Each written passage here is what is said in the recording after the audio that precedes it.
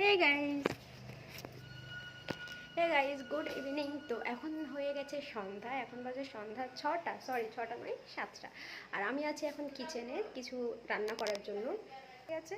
তো ভাবলাম ব্রেড বাড়িতে ছিল আর বেসন ছিল, তো ভাবলাম ব্রেড পকোড়া করে দিই।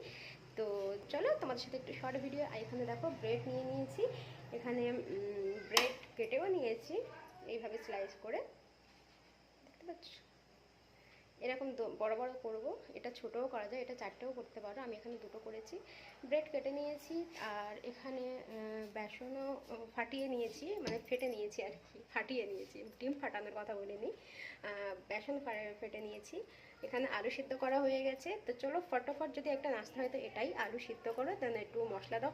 এটা অনেক রকমের করা যায়, এটা ফোড়ন টোড়ন দিয়েও করা যায়, আমি ওরকম অতটা ঝামেলা করতে যাবো না, জাস্ট ওতে কিছু মশলা দেবো, দিয়ে লাগিয়ে দেবো, ঠিক আছে। তো চলো ফটাফট করে নিই।